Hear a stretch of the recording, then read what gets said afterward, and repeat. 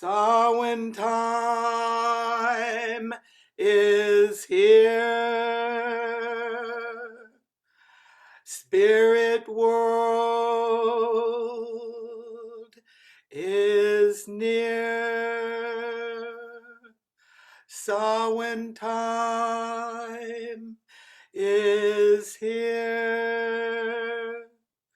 Spirit world is near.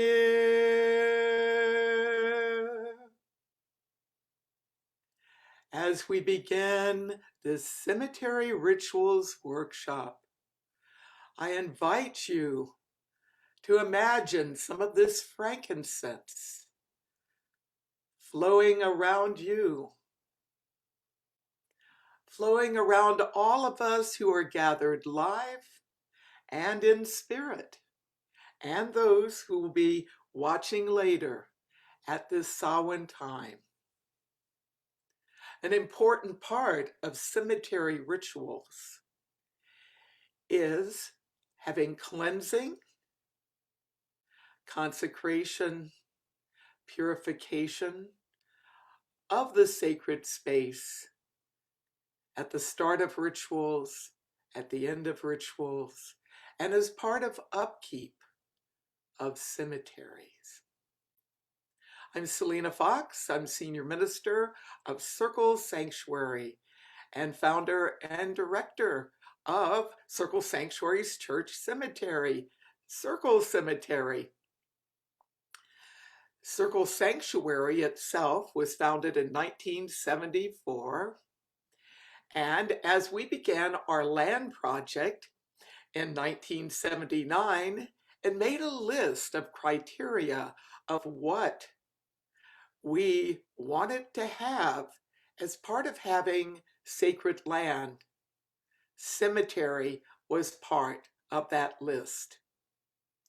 In 1983, we began purchase on the land that is Circle Sanctuary Nature Preserve, 200 acres in southwestern Wisconsin in the driftless bioregion that in ancient times was land sacred to the Ho-Chunk people and to mound builders and rock artists of peoples before them.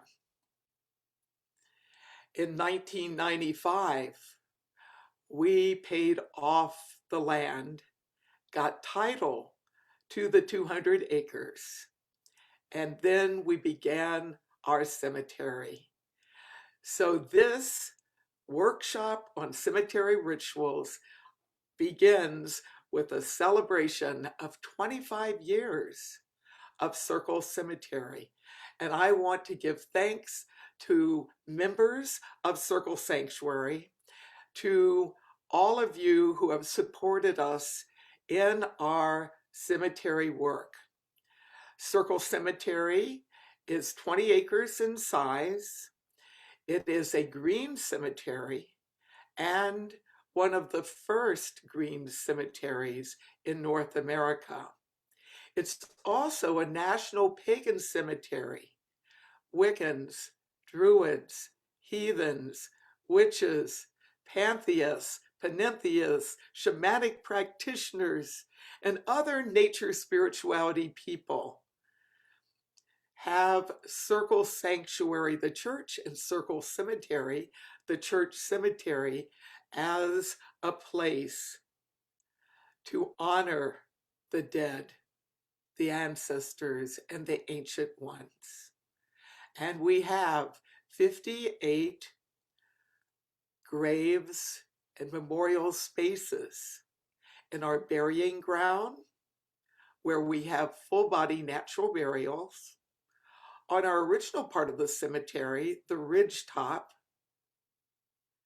in the restored prairie, which began in 1996 and now is an amazing tall grass prairie that we do prairie restoration every year, including prairie burns.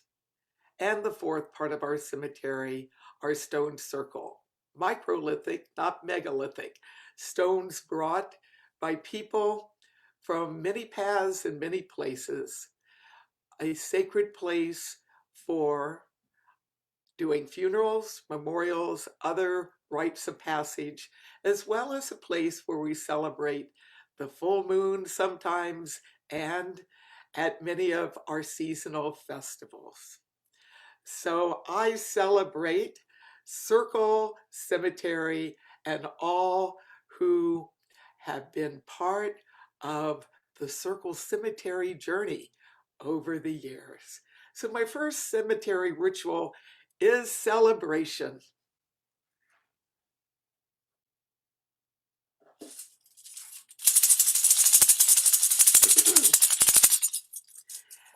At Samhain, those of you who've come to one or more of our Samhain festival weekends pre-pandemic when they were held in person, know that Sunday morning of our Samhain weekend is cemetery ritual time.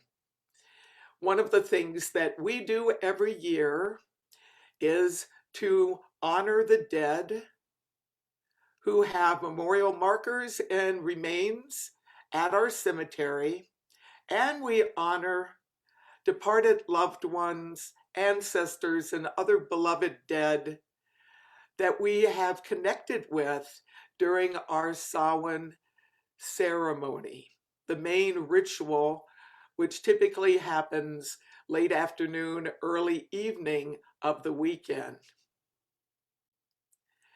This year, because we continue to have our facilities closed due to the pandemic, we'll be doing a different form of Circle Cemetery ritual. And I would like to move into this ritual now. There's different ways of connecting with the dead in rituals at cemeteries and at other locations. One category of beloved dead is what many of us call the newly dead, those who have died within the past year. And I'd like to share this cemetery ritual by honoring those connected with our community who have died in the past year in the manner that we would do at our Sunday morning in person pre-pandemic Samhain Circle Cemetery ritual.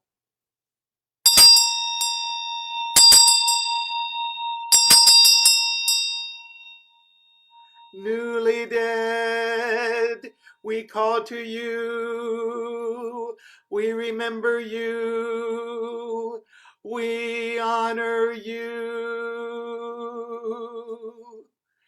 Andrew Wilhelm of Texas and Louisiana.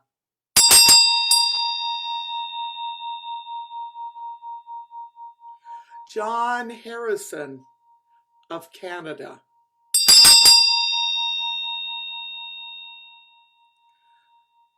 Elizabeth Eliane Moran of Maryland.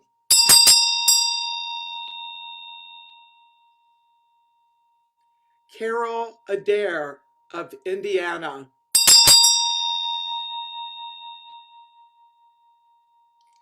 John David Dave Erickson of Wisconsin.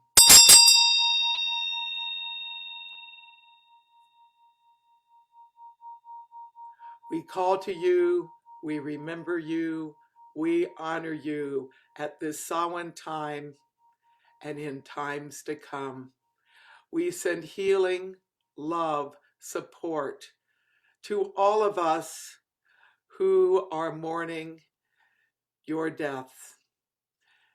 We remember you and your connections with us, and we celebrate you and your life, and may we carry your spirit of connection, of creativity, of attuning to nature in sacred ways into this Samhain rite and into times to come. So be it.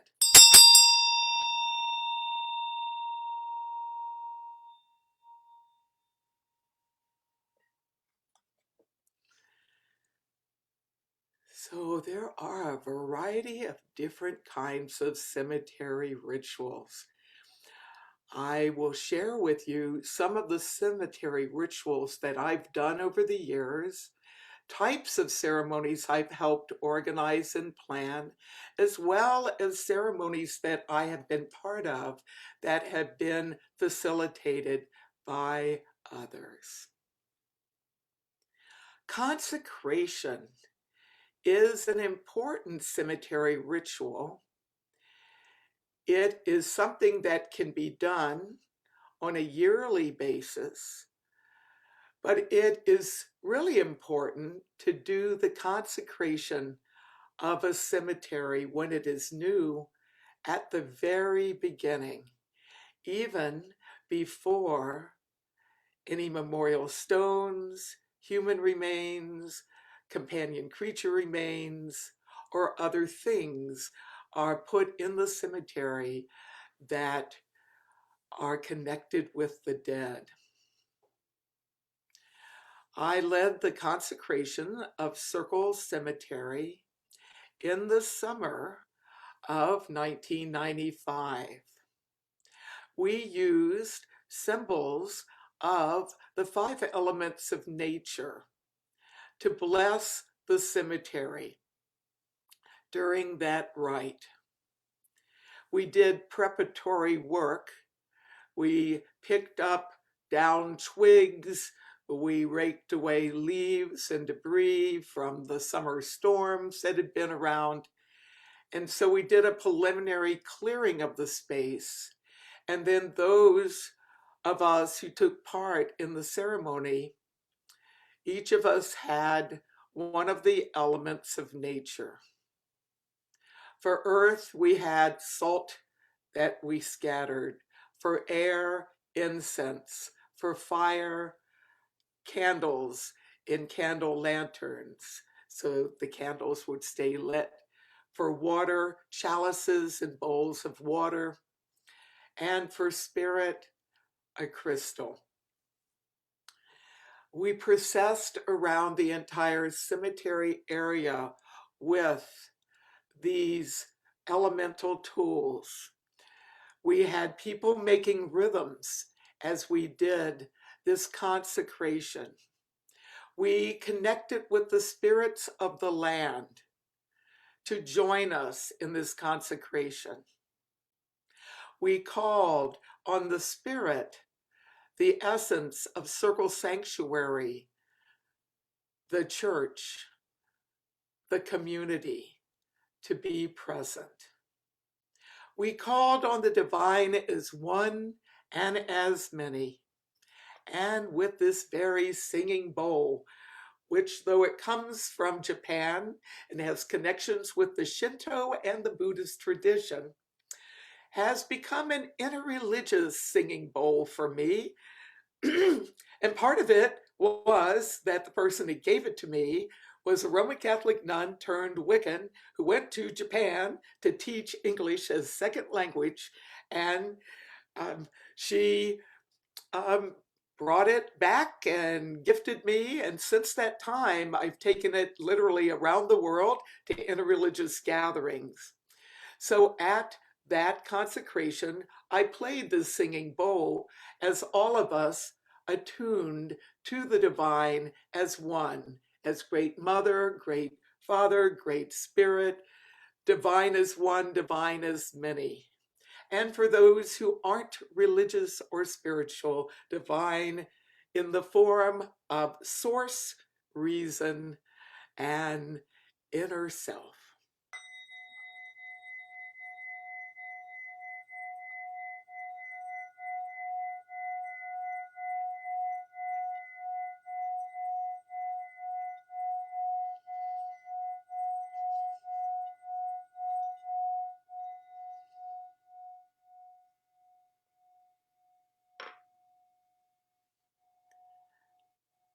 I played that at the Consecration of Circle Cemetery 25 years ago.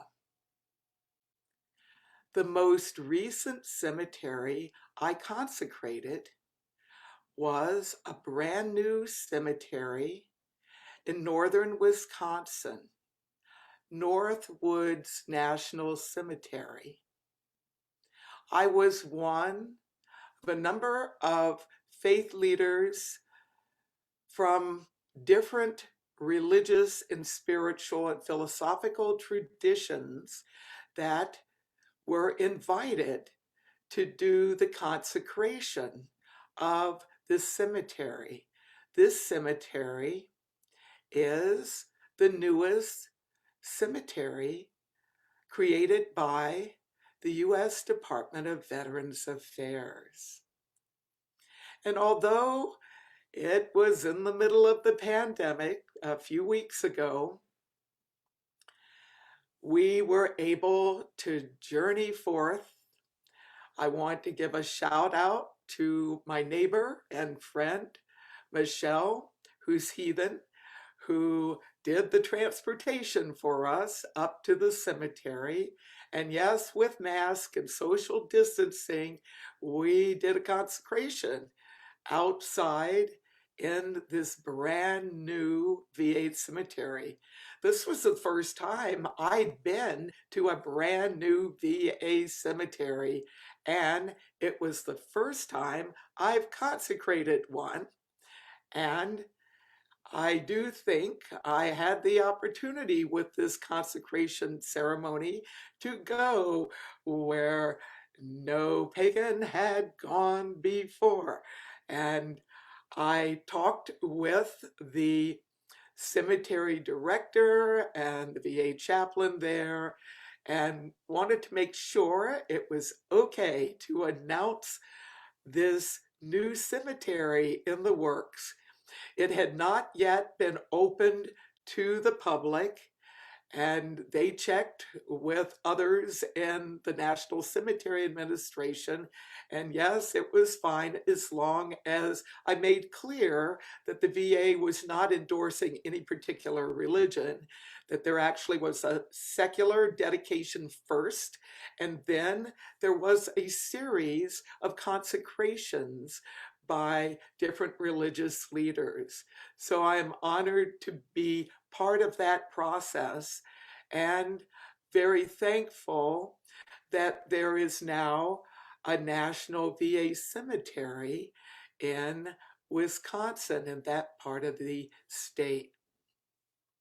For that consecration, I wanted to make certain that all three forms of paganism that were represented by an emblem of belief on the VA's list of symbols that can be included on the grave markers it issues for deceased veterans were present. So I had a pentacle, an awen, and a Thor's hammer. But I also had an interfaith dimension to the consecration that I did. And in addition to doing the blessing with the elements, once again, I played the singing bowl.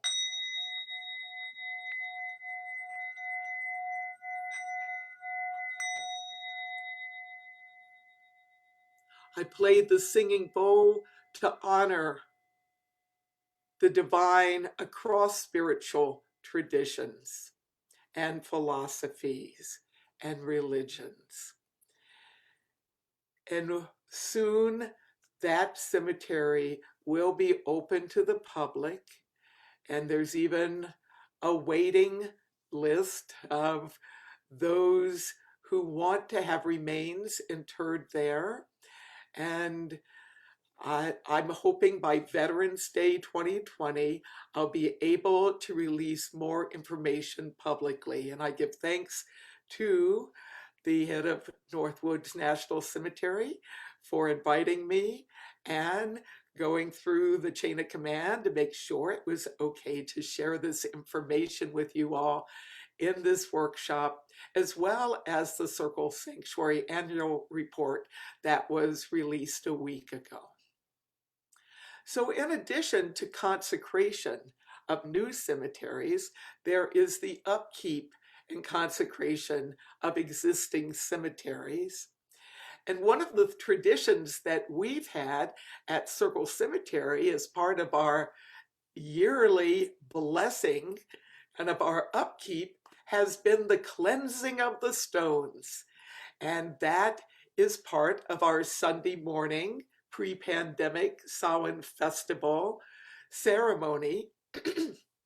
And there's different ways we've done it. One year, we had a number of our ministers have brooms and went to all the gravestones as there was drumming and chanting going on and sweeping away debris, the fallen leaves. It's Wisconsin and autumn, after all, that had come over the stones, and a very powerful way of cleansing and rededicating the cemetery as part of its upkeep. Another thing that's connected with cemetery upkeep rituals is what I call the washing of the gravestones. And some people do this as part of a personal way of connecting with the beloved dead, family members, friends, colleagues. And at our cemetery, this is permitted if someone wants to cleanse the stone of a loved one.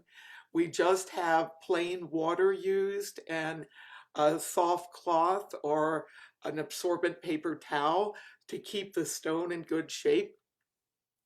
If you feel called to do a consecration of a grave area, a cleansing of a grave area, of a loved one in a cemetery, it's a very good idea to go online and check out the rules and regulations connected with what kind of ceremonies can be done at a cemetery on one's own, spontaneous ceremonies, and if there are any protocols regarding the cleansing. And if there isn't information, then it's a good idea to talk with the cemetery officials prior to doing that. So we have people coming to Circle Cemetery during the course of the year.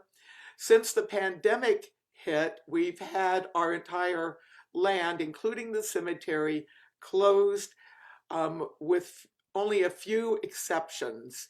We had 2 funerals, burials during pandemic time thus far.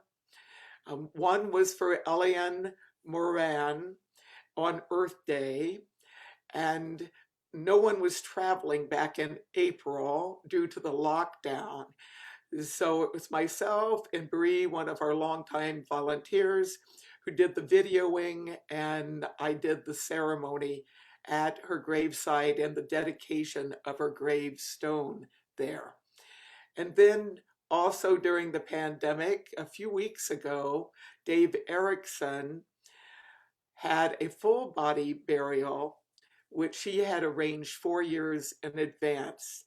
Mask, hygiene, social distance, outside. We did it safely. We kept to the number of 25, which was the number at that time that could gather outside for events. And if you are thinking of doing some kind of cemetery work at this Samhain time, I think several things to keep in mind. First of all, while going physically to a cemetery can be a very powerful thing,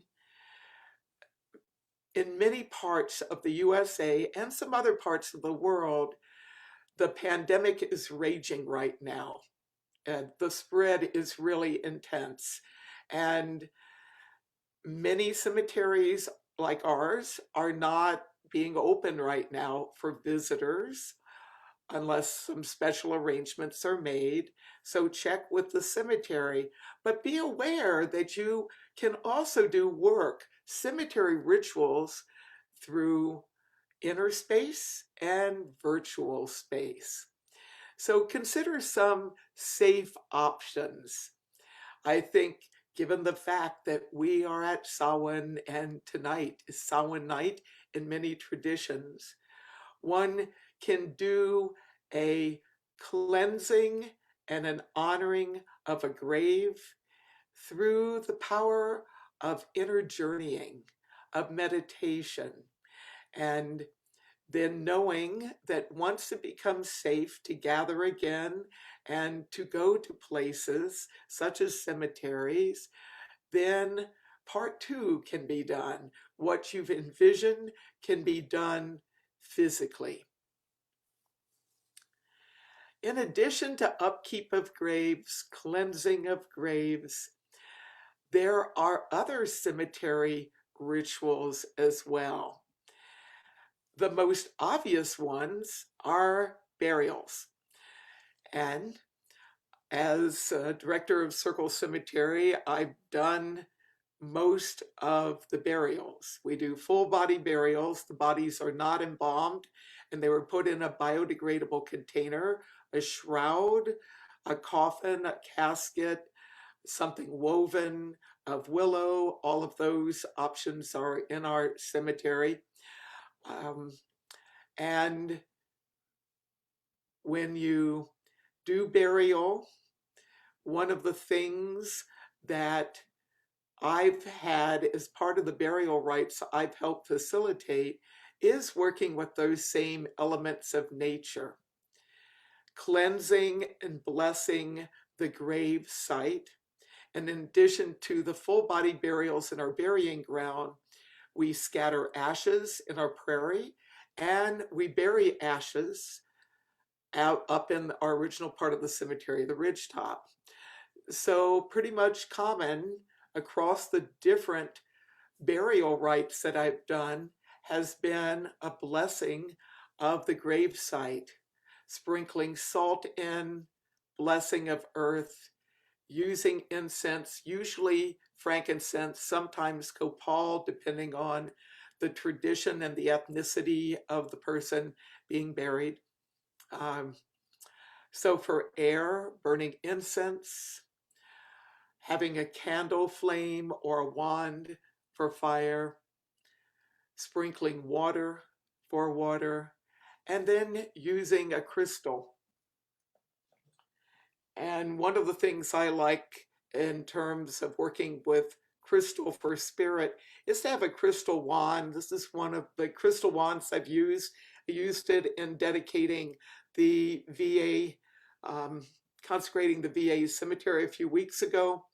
And I've used this at most of the recent burials. In addition to the actual burial ceremony itself, there is funeral and memorials and celebrations of life. Some people use those terms interchangeably. Usually, if you're calling a life's end ritual a funeral, that involves having the body physically present. And a memorial being one where the body isn't present. When the body has been cremated, that term funeral and that term memorial might be used in either case. Celebration of life is a term that can be used whether there's a body or not. Often the body is not present, but it's a term that puts a frame on honoring the dead by remembering life, celebrating life, the sharing of memories. At our cemetery, sometimes we have the funeral or memorial or celebration of life gravesite. And certainly during this pandemic time, that is our option now. And sometimes we'll have that remembering of the life indoors in our temple room space or at some other location on our land, and then we do a procession to the cemetery. And there we do additional remembrances at the gravesite. Many people who have attended funerals and celebrations of life and memorials where there is a burial component are used to going to the grave and standing there while whoever is the officiant says some words, and then everyone leaves. And I've taken part at those types of gravesite ceremonies at cemeteries. But the pagan way connected with our church has some additional options available. In fact, what's more common for us is we're not only at the gravesite, we are doing the burying. So for cremated remains, this can take the form of pouring the ashes from the container, often an urn, or sometimes the ashes are in a cremation box and are wrapped up in a plastic bag. I'll put them in a pitcher, and that's a way of pouring them into the grave. It really depends on what the one who had made the funeral arrangements and burial arrangements chooses, if there's been advanced planning, and whoever is carrying out the wishes, the liaison with us doing the cemetery. Sometimes people have wanted to get more connected with the ashes and actually put hands in a bowl of ashes and will put the ashes in the grave by hand. And there's a variety of things to keep in mind if you are doing ashes burial. Which way is the wind blowing? How strong is the wind? And who really wants to touch ashes and who will find that more difficult to do? So I know for my years, I started doing funeral work way before we had cemetery, even before Circle Sanctuary Land project began in '79. So shortly after Circle Sanctuary became a church and was founded in 1974, I started doing end-of-life ceremonies. So I've had many opportunities to learn and grow and collaborate along the way. So one of the reasons I mention this about ashes, people are in very different places about this type of cemetery ritual, end-of-life ritual. Some people are very comfortable scattering ashes and see that as a way of honoring the memory of their loved one and fulfilling wishes, and that's a good thing. Other people, that's a bit too much to take on during the grieving process in particular. So they would prefer that someone else do that. Last year, I conducted a funeral and an ashes scattering by a lake. We did the funeral part, which was also a celebration of life indoors, and then a short walk away was a beautiful lake. And the family wanted the ashes put in the lake. We did checking to make sure it was okay to put the ashes in the lake with the various officials who were in charge of care for the lake and environmental things. And there we had a gentle wind moving, ashes flew in the wind but went right into the water. It was a very beautiful thing. At Circle Cemetery, we have had wind and the spirit of the dead being kind of trickster-like. And I remember Wolf Hawk's ashes interment up on our Veterans Ridge. We thought we had it all working really well. And as we were starting to put the ashes in the grave, a huge wind came up, and many of us had the opportunity to experience the ashes on our body. Well, we all got a good laugh. Those who were there considered it was part of his mischievous spirit, and it was a positive thing. Though some of the people that weren't involved in that part were a bit perturbed, I would say, and, and are getting right down there and connecting with the cremated remains. I was out in California number of years ago doing ashes scattering at a vineyard. A person who had died had been prominent in the wine industry, and this was vineyards in um, Northern California. And it was interesting to facilitate that part of the ceremony and talking about choice. And some of the people who were gathered were very enthusiastic about scattering those ashes at the base of the grapevines where they were growing. But others just didn't want that part at all, stood way back as we did this. So there's another example of a way to scatter ashes and to make sure that those who are doing the work feel comfortable with that, and those who don't want to be involved have that choice and are far enough away from winds where they can be okay with that. For full body burials, what tradition has emerged at our green cemetery is to have the procession to the burying ground, and our burying ground is in a wooded area next to our restored prairie. The ridgetop is up, and the restored prairie is right before you get to the burying ground. And we have a field road and an area where people park their cars. We typically go up to the burying ground in vehicles because that way people who have mobility challenges and those who are grieving and really aren't in a space to walk, we all get up to the cemetery at the same time. So we park the vehicles, and typically there's a hearse. It usually takes the form of a hearse van.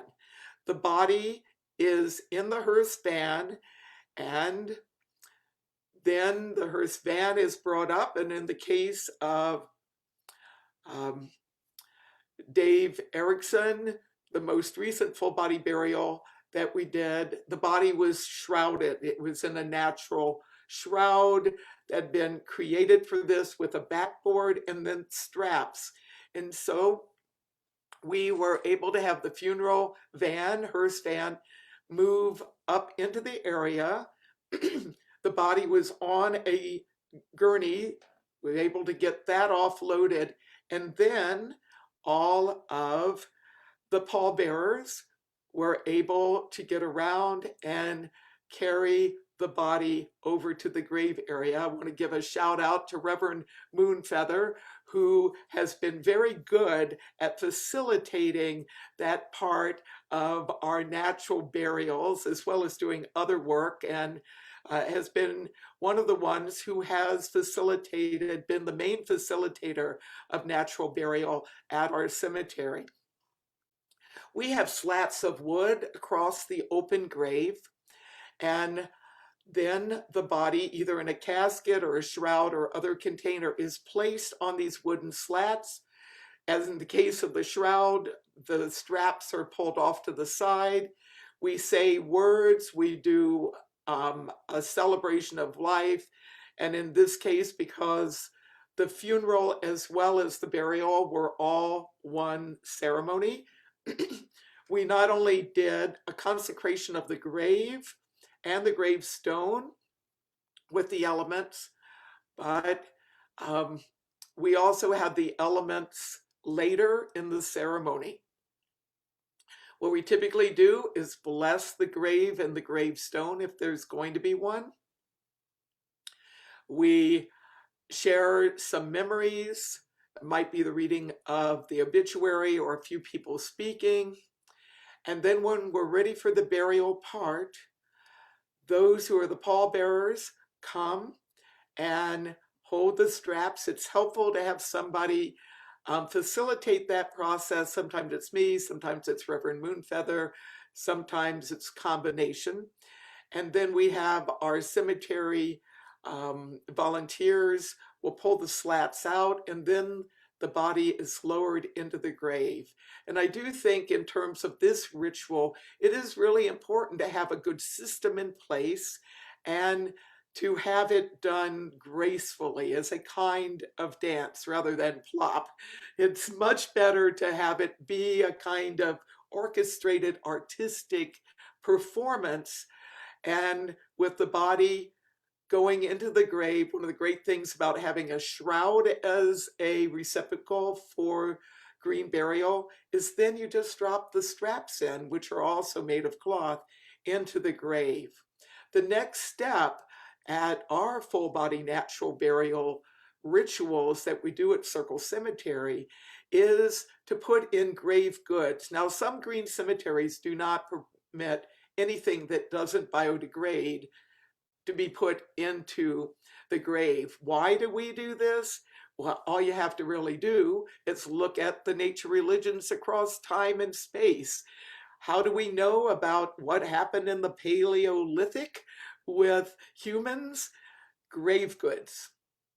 In fact, some of the analysis of Stone Age graves have been able to determine what kinds of plants, pollen and other residue that have been from the vegetation that had been put into the graves has been able to be determined through chemical analysis. Jewelry, sacred objects connected with a particular spiritual, religious, or philosophical tradition. These are things that were done in the ancient past, and we're keeping alive that tradition at Circle Cemetery. And a lot of what is known about early humankind actually has come about with discovery of burial sites. It's a whole nother workshop regarding archaeology and burials and whether burial sites should be excavated or not. As somebody who has been in the science of archaeology, worked as an archaeological worker for a time, wasn't a cemetery, it was a colonial tavern site, which was in Hampton Roads, Virginia. I can say that it's a complicated subject, and perhaps if you're interested, we will someday do a workshop on that. But I thought it was really important as we develop the protocols for our cemetery to give people that choice of putting objects connected with the dead, in memory of the dead, in the grave. And so we've had a variety of different objects go into graves. One of the graves has a fiddle in it. Another grave has a fishing reel in it. And some people have wanted the ashes of beloved pets, companion creatures to go in, and so the little urns with ashes and things. And so grave goods are put in. Often herbs are cast in. We use anise hyssop sometimes, as well as rosemary and other herbs as tokens of remembrance. And then once that has gone in, there is the burying of the body. Now, sometimes it's token amounts, but most of the time, those who have shown up for the burial, including the most recent one we had, even though we were limited in numbers, had we not been in a pandemic, we would have had several hundred people there, and more people would have had the opportunity to fill in that grave, but we're in the middle of a pandemic. So fortunately, we were able to have a number of people all be part of doing the natural burial, which is fill the grave in. by hand. And then once that is done, there is the dedication and placement of the stone. And another part of the ritual of natural burial at Circle Cemetery is putting flowers around the grave at the very end and forming a big circle. Well, we weren't able to form a big circle and hold hands, but socially distant, a big circle with more than 6 feet between people and everybody masked was a way that we were able to make that work.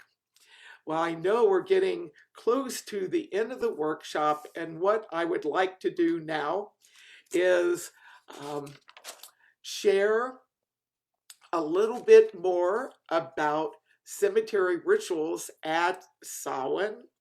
I think one of the important things that can happen at Samhain is to decorate the grave or to have a sharing of information about the burial site of a loved one with other people connected with that person. And one of the traditions that we're going to have this year, we aren't able to gather in person. However, there is delivery services. So I would like to conclude this workshop with an honoring of the Circle Sanctuary elders and ministers who have died. Deanna Alba, Deborah Ann Light, Lady Sybil Beckett, Catherine Fernquist Hines, all have been elders in our community, and I want to honor Deanna Alba, who was an early Circle Sanctuary minister, Gloria Gonzalez Villanova, a Circle Sanctuary minister who had Mexican heritage, and in honor of her every year, I bring out these flowers that she gave to me many years ago, connecting our Samhain in a multicultural way with diverse heritages, including that of the old Mexico and the separate gathering called Day of the Dead, connected but its own distinct thing. But a most recent Circle Sanctuary minister to die, Nora Cedar Wen Young. Her husband, Bud, sent flowers. I talked with him yesterday. They arrived in good shape, and they are here as part of our Samhain celebration and observance. Nora was not only a minister, but one of the consultants on our Circle Cemetery project. Did a lot of teaching about end of life, and Nora and all of our ministers and elders and all of our beloved dead, we honor you and remember you at this Samhain and in times to come. And Nora, I present these flowers to you here in this cyber ritual, and know that the next ritual I'll be doing with these flowers will be taking them to your grave at your husband's request. Thank you all for being part of this. And I end with sharing with you the tradition of spirit plate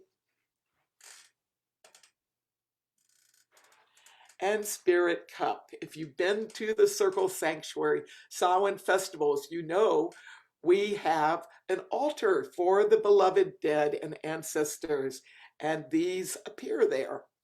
And at our cemetery ritual on the Cemetery Sunday, we hold these up.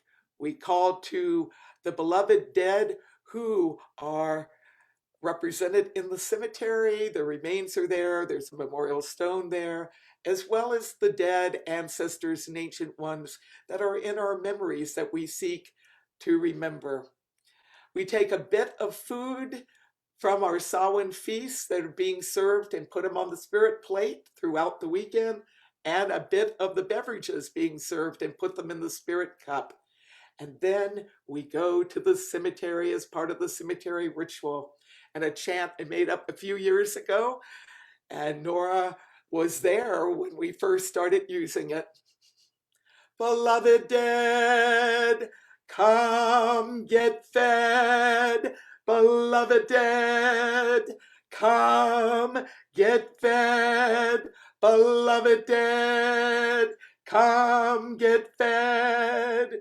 We remember you, we honor you, we celebrate you, and welcome you to Samhain. Feast well, so be it.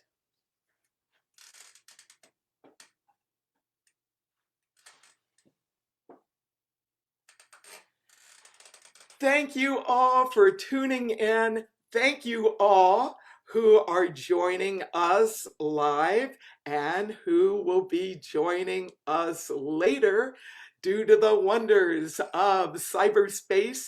There's time release here, and I am glad that we've been able to be with you on this Samhain time, and I give thanks to the dead, the newly dead, the iconic dead, the beloved dead, the ancestors, the ancient ones.